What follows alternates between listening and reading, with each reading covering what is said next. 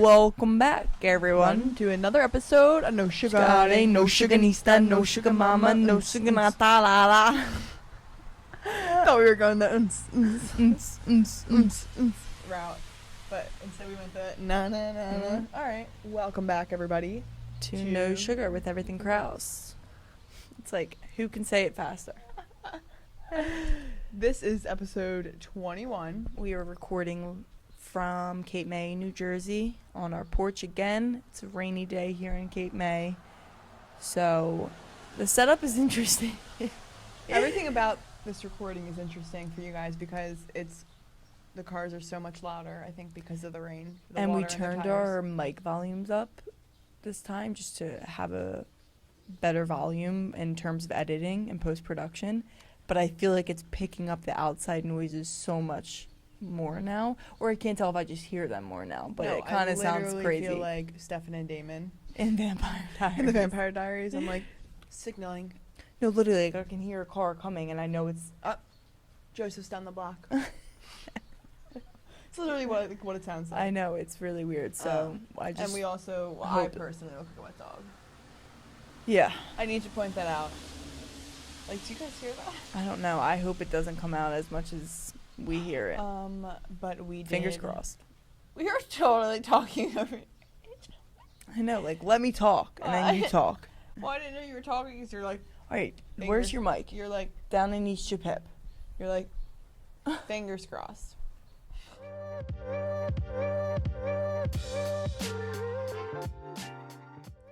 Before we get into today's episode, I just think there's a really big pressing topic, the biggest elephant in the room.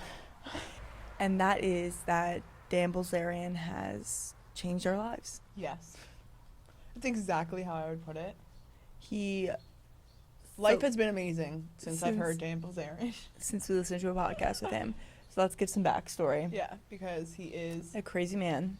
That's for sure. If you know anything about him, you know he's just had such a crazy life. Crazy life, but we listened to a podcast episode with him on The Skinny Confidential, and obviously there was a lot of things he said that we were like, he is not our type of guy. He dated like 50 girls at one time on his yacht. He's I feel like I'm womanizer almost. I don't know him, so I don't want to call him anything because I don't personally know this man, but I think he would say the same for himself. Like, he knew, he was like, I'm dating 50 girls at once. Like, literally, like, dating them. He was Dan Bilzerian. Like, he is Dan Bilzerian. Hear me as well being like, I can only date one person. Literally. But he is Dan Bilzerian.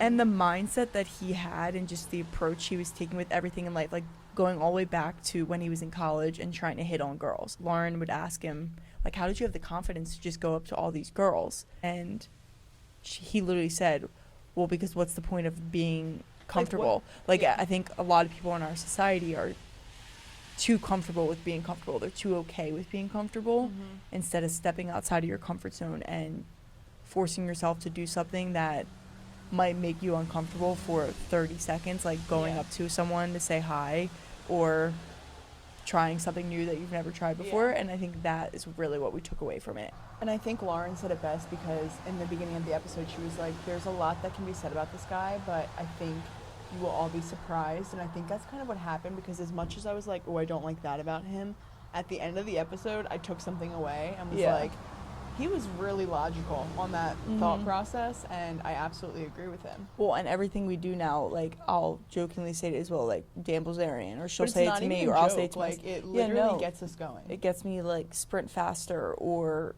okay, let me go try something new today. I don't know. It just, I didn't want to go on that kayak at all at the lake, and Katia was like, what would Dan Bilzerian do? And I was like, he'd go on a fucking kayak. Yeah, like, so I went on the kayak. I had a new experience. Like, that's how Dan, I feel like, really built his life. Yeah. Dan, first name basis. But that's how I feel like he really built his life, by just doing new experiences, no matter, like, what the repercussions were going to be. Oh, I lost 10 hours of sleep. Oh, well. Yeah, I had a great night. Like, so that's just the approach that we've been taking, and I feel like our family keeps laughing at us when we say it, and they're like, out of all the people to put that in your mind, but it was just the way he said it so simply that was like, damn, yeah, like, change happens just- when you're yeah. uncomfortable. Like new things happen when you get uncomfortable. Yeah. And I've never felt so much. I feel like such a drastic change in my summer. That's what I'm saying. Like I feel like the we've past done 2 so weeks. much. I feel like we've done paddleboarding, jet skiing, Literally, kayaking. I'm like, let's keep piling it sprints on. on the boardwalk. Like it's just been a crazy. That sounds like nothing, but it's just been a craziness of doing everything to the max. Yeah. Like going to the mini golfing, going to the arcade. Like we're like, Literally, and I'm like, you know Not what? that Let's Dan like would be make there, life but- but it's just more about like I'm trying to do everything to really fill my life up with good memories and good things. So that's kind of what I'm still bringing into it from Yeah, him. I don't know yeah. why he influenced that the way he did, but he did. So we wanted to share that with you because it's kind of funny and I think a good way to live as well. yeah. If you own a company and you're not producing a podcast, you're missing out. The public consumes messaging when they're ready. Join the professional podcast network of companies and let Jacob Media Partners put you in the podcast arena. Come to our professional studio or we'll come to your place of business and professionally produce your company podcast. Call Jacob Media right now at 267-261-3428. 267-261-3428. Today's episode is going to be, I would say, along the lines of journaling, because we recently started using journal prompts, right? And I've always loved not always loved journaling. I've recently been really loving journaling, and I've never used a journal prompt before. And Kateri this week was like, "Should we start journal prompting?" And we did, and I loved it. And I think we just both wanted to express like, one, why we like journaling in general, but also how these prompts are for us. Yeah. Like how we're benefiting from them. What are we liking about them? 'Cause Do we I like would- free journaling better? Yeah. Do we like prompting better? And it's been good for me because I always avoided journaling because I always felt like I had a lot of thoughts or I wanted to detail every little thing that happened in the past week or past month or whatever happened, like down to conversations with people that were good conversations. And I always dreaded it because I was like, I don't have time to sit here for an hour and just write my thoughts on my life so far. Yeah. So for me, having a journal prompt that's so specific, it still allows my mind to open up, but then I don't have to be sitting there for an hour. I can Yeah. take it as short or as long as I would like to. Okay, so I think let's talk about our personal journal experience. So for me, I feel like I always talk about journaling. That's why I want to talk about it, because I've never really journaled until, I would say, like coming home from abroad. Like I didn't really journal abroad and I really wanted to, but it was a lot. It would have Yeah. been like it would have become like a burden on my trip, and that's just not what I wanted my relationship with journaling to be. So I journaled on the flight home, and that's when I read you guys that entry for my trip, and I also journaled on the flight over. I read that one too. But those were like the only two journal entries I really ever had that took time and wrote. So when I came home from abroad, I think just post abroad, it was a different feeling for me. Like I was totally out of my loop. I still feel like I'm out of my like whole normal life loop because I've been so away for so long, and I just never got back really into that routine. And journaling was something I picked up during these months because I was like, I really want to start. I'm a type of girl that has like a million thoughts a minute. I am always thinking, even when I'm like, that's why I've been talking so much about being at peace and like really taking the moments, but I'm normally always thinking, and a lot of people know that about me. So Kateri, you always said to me, like, I feel like you'd be a journal person. Like, why do you not journal? And I was like, I know. Like, am I lazy? Like, what's going on? Yeah. So one day I just picked up the journal and just started writing, and I was like, wow, this really is a mind dump for me. And I'm like so purely honest. I just I address it to God because I want God to know everything that I'm telling myself. But I mainly write in the tone of like me just speaking to myself, so that way I get everything out. Yeah. And I really just open up about anything and everything on my mind. Well, and I feel like when you write it, you just release it. It's almost Yeah. like when you say it, you release it. And I think the same thing when you put pen to paper. It's if you're stressed about something, when you journal about it, it almost simplifies whatever Yeah. you're stressed about, It's and almost kind like of gets gives it out me- of your body. Yeah, it gives me clarity on my emotions, on my feelings. Like when I try and think through something in my head, sometimes I'm like, oh, like I can't get the thought straight on Yeah. it. Like if I write it down, I'm like, okay, that's what I think about Yeah. that. So, I don't know. It's definitely helped, but I would say along the lines with you, recently took like the past 2 weeks, I have not really journaled, which is really surprising for me, but I've been feeling the same resistance. I think that Kateri just said it, which I think we'll touch on later after talking about prompting, but Kateri introduced journal prompts to me this week, and that definitely reignited my spark. And I'm not journaling every day, I would say, but I'm definitely working on it and getting back into it. Yeah, I think the best thing about a journal prompt is kind of like I said, like we went on Pinterest and just found a couple that we wanted to write about, and we'll choose one that we want every day. And the best thing about it is that it really just, it asks you a question and then you can kind of take it however you want. Like Isabel might not be answering the same exact way as me. Obviously, we're different human beings, but it just opens the door of like, oh, I would have never asked myself that question, Yeah. or I would have never pulled those answers from within me if that question hadn't been asked. Yeah, exactly. Because I'll read something and I'm something immediately comes to mind and I'm like, oh, let me work on that because that came to mind first, like top of mind. So let's work through it, work it out, whatever it is. And I think it just allows you to explore different parts of your mind and what you're actually thinking, as opposed to just the day-to-day journaling about your day-to-day life. Yeah. Because we sweep, honestly, a lot of emotions under the rug, I think, especially when we go throughout our day. And, you know, like I just said, I journal at night. So there's a lot of things that I could be missing when I do that, like, word dump. And if I never get those emotions out, like, who knows what the buildup could be doing to me inside. And I'm like, that's why I love prompting, because our first prompt was, like, what's one thing you love about yourself? And when I heard that, I was like, man, I, like, never talk about that. I normally talk about my stresses, I don't even know, like, just word dump. And I was like, man, I've never thought about that question, but it unlocked, like, other things I wanted to talk about about loving myself within the question. So since you brought them up, let's kind of talk about a couple of the journal prompts we did. So the first one was, what's one thing you love about yourself? And like you said, it opened my eyes to, okay, what do I love about myself? And I've thought about it before, but I've never physically wrote about it because it almost feels weird to write about. But then when you're doing the prompt, it's like, this is my question for the day. And then I like it because we talk about it after. Yeah, not deeper. I wouldn't even say debrief, but we share. That's your favorite word, debrief. I know. This was like, let's debrief. Oh, because I feel like I debrief everything.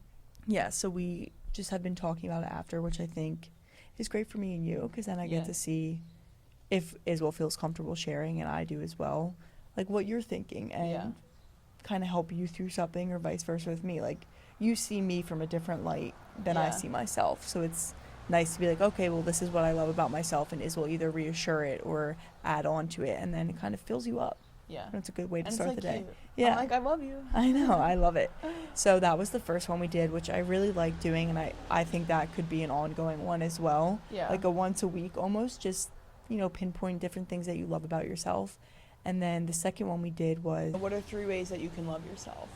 And it was interesting because we both took different approaches on this. Like, you kind of took actionable steps. Where I took steps that were more like a mindset shift for me to practice more self-love in the future.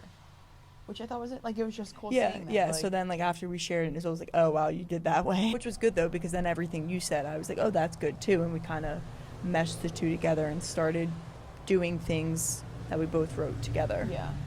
Well, and here's my thing. This is why we love this so much right now, is because sometimes I feel like I'm not maxing out on my potential of like how much I could love myself, how happy I could be in a sense. And I'm like, people rave about breath work, they rave about journaling, they rave about prompts. So that's why I feel like we really started the prompting, because I was like, what are these, like, people love prompts. Exactly. What is this doing for them that they keep doing it, and I want to benefit from that. And I feel like I'm in this mode where I'm like, I want to reach my potential. Yeah, I want to be leveling up. Yeah, like every I want to day. do affirmations in the mirror. Why don't I do affirmations? And doing that love, and you telling me your actionable step was affirmations, great, that'll hold me accountable to now do affirmations. Yeah, so we've been doing them every day together. Like, I'll just randomly think we'll be doing our makeup or brushing our hair or our teeth, and I'm like, well, let's do our affirmations real quick. And we'll just say them, which isn't, like, that's only a good thing you're adding into your life. Like, there's nothing bad about it, and it just lifts us up a little bit. Like, that little switch in your brain of, I am beautiful, or I'm confident, or I'm capable, whatever the affirmations are that you want to say, it does something to your brain. And in that moment, it can either flip a switch or like turn one off, depending on how you talk to yourself in that mirror. Yeah. And I think that has made a total shift in our life as well. So from that one journal prompt, and we're taking it with us every day. Yeah. And this is very new for us, starting to do the prompts, but I've been looking forward to journaling. I have too. I can't wait to journal after this. And I know. what prompt are we going to do today, and what is going to come up for me?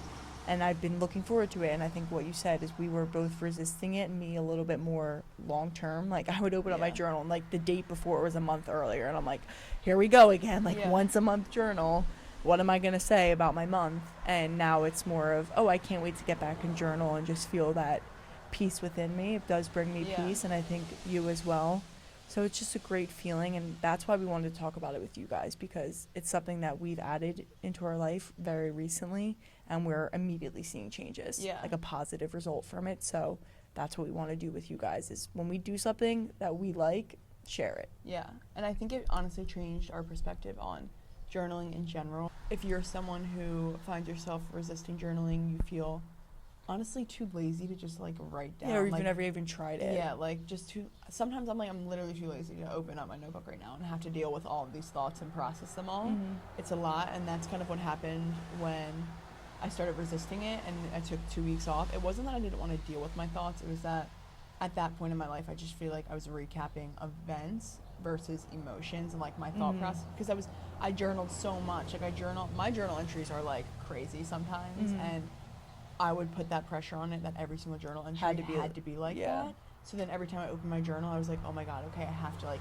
get into it right now and take like 25 minutes to write this. And I Mhm. was like, so I don't have time for that. Like, I'm too busy right now. Yeah. So for me, the journal prompts have really helped, because I'm just like, oh, it's nice to approach something with not the weight of like, what am I going to talk about today in my journal? Or like, oh, like I need to really process these emotions right now. Like, what do I want to say about that? I'm not saying don't process your emotions, because oftentimes I do have things to think about, and I do write about them. Like, I'm Mhm. definitely not going to take away the free writing journaling Yeah. from my life. But when I don't have something really pressing on my mind that's bothering me, I'm going to allow myself to prompt Yeah. and get out other information. Yeah, well, even like when I was looking on Pinterest for prompts for us, like there's so many too that I think could allow us to open our minds to talk about like some of the things that are maybe stressing us out. Yeah. Like, what can I release right now? Like, what am I holding on to that's negative energy in Yeah. my body and in my life? And so there's more like that as well. Obviously, there's a plethora of journal prompts that you can use, and it's just a great way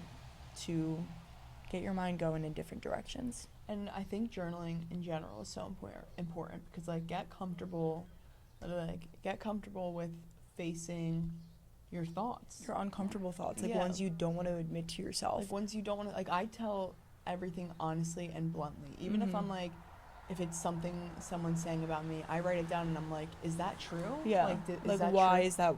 Yeah. Is that warranted? Is that a good perspective? Like, what's the deal with that? Yeah, like I really try to be so unbelievably honest to get the most benefit out of me, because Mhm. I want to know if like I'm out of my perspective, like Yeah. what are they seeing that I need to understand, because I want to be understanding, I want to Mhm.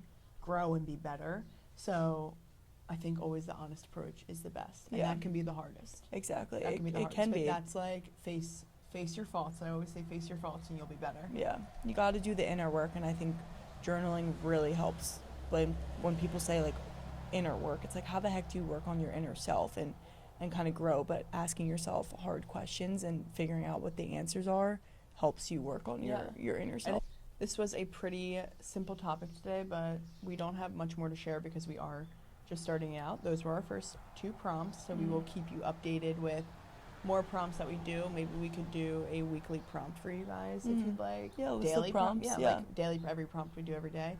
And if you are someone who has been thinking about journaling, this is your sign. It doesn't need to be scary. It doesn't need to be a burden. It doesn't need to be a task on your to-do list. It's meant to be whatever you make it. If you want it to be 1 line every day, write 1 line every day. Mhm. It's a good way to start. But yeah, thank you guys so much for listening. We hope you enjoyed this episode. We hope you're having an amazing week and continue to have one. Thank you for all the love and support. As always, we appreciate it so much, and it's the reason we want to keep doing it and get so excited to do it each Yeah. week. Yeah. It brings us so much joy. So we're happy we get to share it with you guys and can keep growing our community together. Yes. Like, subscribe, comment, follow. You know what to do. Yo. What? I don't know. You guys all know what to do. Interact with us, please. You always sing that. Interact with us. I'm like, Thank you. Thank you for staying tuned with No Sugar on a weekly basis every Tuesday. No Sugar Tuesday. No sugar, no sugar, Nissan, No sugar mama. Na, na, na, na. Bye, everyone.